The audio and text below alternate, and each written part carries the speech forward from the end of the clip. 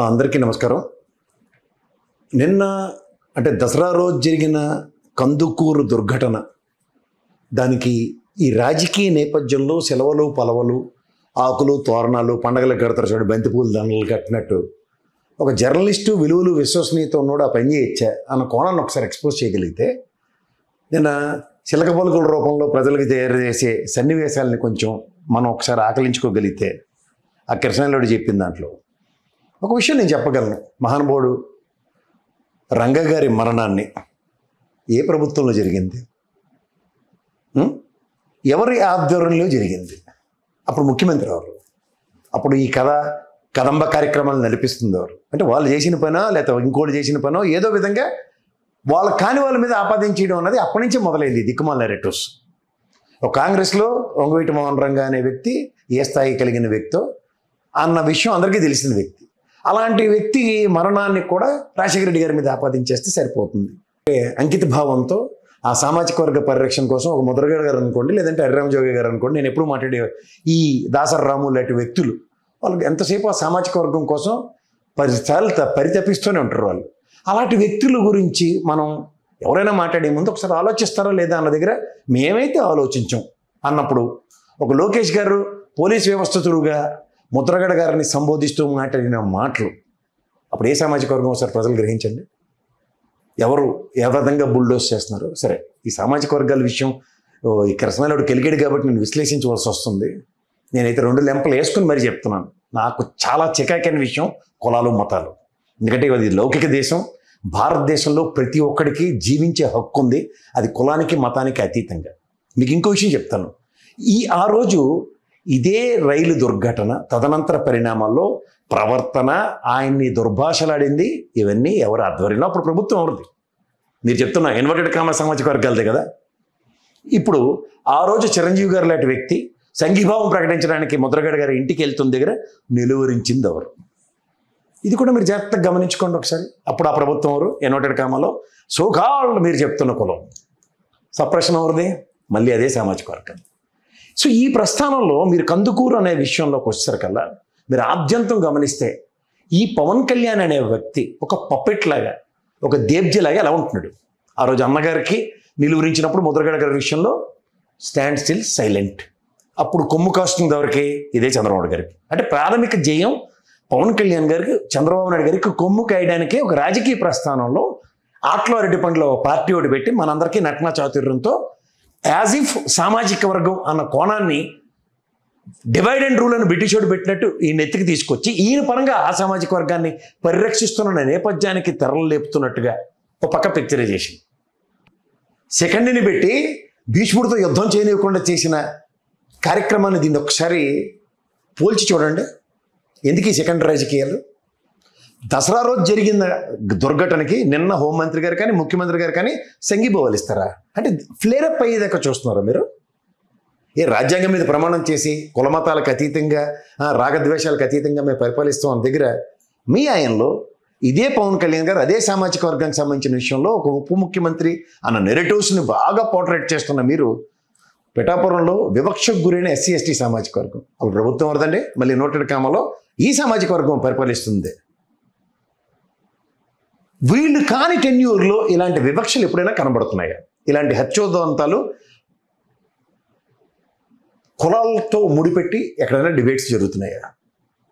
ఎక్కడి నుంచి వస్తున్నాయి ఈ సూపర్లేటివ్ డిగ్రీస్?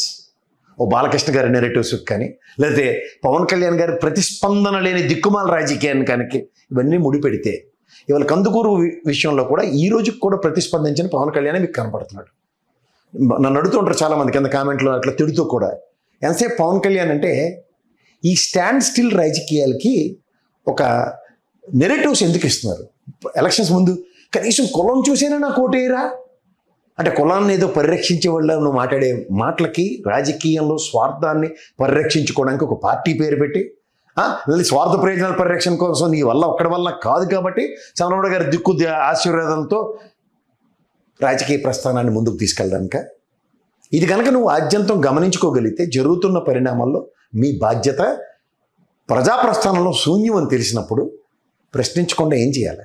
ఒకప్పుడు మీ అన్నదమ్ములందరూ ఈ తెపెల ఛానళ్ళ మీద పేపర్ల మీద ఇష్టం వచ్చినట్టు మాట్లాడినప్పుడు ఎంత జరుగుతున్నప్పుడు కూడా మీకు నోర్లు ఎందుకు రావట్లేదో నాకైతే అర్థం కావట్లేదు. ఒక్కటి మాత్రం నేను చెప్పగలను, ప్రజలకు అర్థమయ్యేలా చేయాలంటే ఆ రోజు చిరంజీవి గారు లాంటి వ్యక్తిని నిలువరించిన వీళ్ళు అప్పుడు మాట పెగలని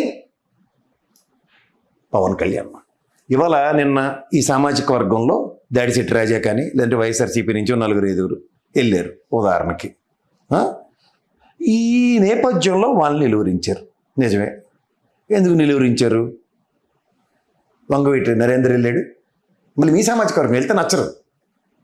ఎందుకంటే మీకు మళ్ళీ చెప్తున్నా, ఒక ఓదార్పు అనే దానికి ఇప్పుడు సామాజిక వర్గ పరంగా ఎవరైనా వెళ్ళి ఒక భుజం ఇస్తే ఆ కుటుంబానికి వచ్చే ఓదార్పు వేరు. పోనీ మీరేమైనా చేసి తిరగబడిపోయారంటే ఎన్నాళ్ళు అయిన తర్వాత ఈ ప్రతిస్పందన లేని దగ్గర ప్రతిస్పందన కలిగిస్తే అక్కడి నుంచి మీరు అక్కడి మేగడని అలా తీసుకెళ్ళి దాని నుంచి నెయ్యి చేసి మిఠాయిలన్నీ దీపావళికి పంచుకోవడానికి ఇది ఎక్కడ రాజకీయ చతురత అండి? ఏ సామాజిక వర్గాలంటే మీకు అంత అలుసుగా అంత ఆటలుగా ఉన్నాయా? అంటే ఏ సామాజిక వర్గాలైనా మనం ఎలా చేసినా బాలకృష్ణ నటుడు ఎలా మాట్లాడినా అందరూ పడి ఉంటారు అన్న దానికి పడి ఉండేవాడు ఓన్లీ పవన్ కళ్యాణే. మిగిలిన వాళ్ళు ఎందుకు పడి ఉంటారు? ఆయనకంటే అవసరం పదవి కావాలి, రాజకీయ ప్రస్థానంలో ఉనికి కావాలా, ఇండివిజువల్గా అతనికి చేత కాదు కాబట్టి. బట్ ఆ సామాజిక వర్గంలో ఉన్న అతిరథ మహారథులందరూ త్యాగాల పునాదుల మీదే వాళ్ళ స్థాయిలు పెంచుకున్న వాళ్ళు ఉన్నారు. సో అలాంటి స్థాయిలు పెంచుకున్న త్యాగధనుల కోసమైనా సరే మనం ఒక మెట్టు దిగుదామా అంటే ఆనాడు ముద్రగర్ గారిని పరామర్శించిన ఉదంతం, హర్రామజోగి గారు అరణ్య రోదనలకే పరిమితం చేసినా, ఆయన ఎన్ని ఉత్తరాలు రాసినా, ఎన్ని కమ్యూనికేటివ్ స్కిల్స్తో మీకు చెప్పవలసిన భాష మీకు చెప్పినా సరే మీకు అర్థమైంది అవుతుంది మీ స్వార్థమే తప్ప ఆ సామాజిక వర్గ పరిరక్షణ లేదు. కానీ ఎలక్షన్ల ముందు ఇదే దాసరామ్ గారు ప్రతి నియోజకవర్గంలో మీరు నిలబడిన 21 అండర్ స్ట్రైక్ రేట్లో ఆయన కంట్రిబ్యూషన్ ఏంటో, అలాగే బీజేపీ మీరు తీసుకొచ్చిన ఆబ్లిగేషన్ కూడా ఆయన వంతుగా ఆయన చేసింది కూడా నేను అత్యంతం గమనిస్తూనే ఉన్నా. ఎందుకంటే నేను గౌరవప్రదమైన ముద్రగడ గారు కానీ, గౌరవప్రదమైన హరిరామజోగి గారు కానీ, గౌరవప్రదమైన దాసరాము గారు కానీ నాకు అత్యంత ఆత్ములు, నేను చాలా గౌరవించే పెద్ద మనుషులు. వాళ్ళు నాకు అంతే పెద్దరికంతో ఆశీర్వదించే మంచి మనసు ఉన్న వ్యక్తులు. వాళ్ళు నాకేం మొహమాటం లే, ఇందులో నాదే కులం ఇంకోటిదే కులం అన్నది కానే కాదు. First of all we are to be called as Indians. మన భారతీయ సంస్కృతి సాంప్రదాయాల ప్రకారం కుల మతాలను విడగొట్టుకుని మళ్ళీ బ్రిటిష్ వాళ్ళకి విభజించి పాలించిన నేపథ్యానికి మీరు తెరలేపుతుంటే ఎన్నాళ్ళు చూస్తూ ఊరుకోవాలో నాకైతే అర్థం కావట్లేదు. అందరూ పవన్ కళ్యాణ్ లాగా స్వార్థ ప్రయోజనాలను పరిరక్షించుకోవడానికి మాత్రమే అన్న నేపథ్యాలు ఆ సామాజిక వర్గంలో ఉన్న అతిరథ మహారథులు ఎవరికీ లేవు. పోనీ చెట్టు పేరు చెప్పుకొని కాయలు అమ్ముకునే తత్వమైనా వచ్చిందంటే అది కూడా లేనప్పుడు ఏం చేస్తున్నారో ఒకసారి ప్రక్షాళించుకోమనండి. పైపచ్చి ఇటు సిలక పలుకులు రాసి ఇంకే భావాలను రెచ్చగొట్టడానికి చూస్తున్నాడు. ఇందులో వైఎస్ఆర్సీపీ అనే కాన్సెప్ట్ ఎక్కడి నుంచి వస్తుంది? కుటుంబ వ్యవస్థల మీద ఎవరికైనా అవగాహన ఉందా? ఒక భార్య తన కష్టాన్ని భర్తకు కాకుండా ఇంకెవరికి చెప్పుకుంటుంది? భర్త తనకున్న కంపల్షన్స్ తనకున్న ఫ్రేమ్లో పోలీసులను పిలిచి తన ఫ్యామిలీని రోడ్డు మీద పెట్టుకోవడానికి ఏ కుటుంబం ముందుకు వస్తుంది? అలాంటి సమాజంలో మనం బతుకుతో పోలీస్ కంప్లైంట్లు ఇవ్వలేదని ఒక అధికార ప్రతినిధి మాట్లాడతాడు. మానవ ప్రాణాలకు రక్షణ లేని ప్రభుత్వం కింద మీరు అభివర్ణించుకోవచ్చు కదా. ప్రాథమిక బాధ్యత కదా, మానవ ప్రాణ రక్షణే కదా ప్రాథమిక కర్తవ్యం ప్రజాస్వామ్యంలో ప్రజాప్రభుత్వాలు. దాని మీద ఎందుకు నీకు ఆర్టికల్స్ రాలేకపోతున్నావు? అది పునరావృతం అవుతోంది. మనుషులమా జంతువులమా సమాజంలో ఏ విధమైన రాక్షస కర్కసత్వం? పంజాబ్ సరిహద్దుల్లో రైతులను జీపులతో తొక్కించిన బీజేపీ మా సన్నిధానంలో ఉంది కాబట్టి మేము కూడా అదే తరహా రాజకీయాన్ని ఇక్కడ చేస్తామని చెప్పుకుంటానికి ఈ విధమైన మచ్చుతున్న కలం మాకు దాని మీద కలం ఎందుకు రావట్లేదు? గలం ఎందుకు నిర్మించట్లే? కుల ప్రస్తావన దేనికి వస్తుంది? ఒక కుటుంబం పడిన మానసిక సంఘర్షణకి, ఒక కుటుంబం రోడ్డు మీద పడిన దానికి, అపశుభం తెలియని చిన్నపిల్లలు పడుతున్న మానసిక వ్యధకి మనిషిగా కూడా ప్రతిస్పందించలేరా? ధన్యవాదాలు. హలో, తెలుగు రాజ్యం ఛానల్ చూస్తున్నారా? సామాజిక రాజకీయ జీవన చిత్రణే తెలుగు రాజ్యం. అతిశయోక్తులు అసత్యాలు ఉండవు. రాజకీయ కోణం కాదు, ప్రజా కోణమే కొలబద్ద. తెలుగు రాజ్యం వీక్షణ మీ ఉత్తమ అభిరుచికి నిదర్శనం.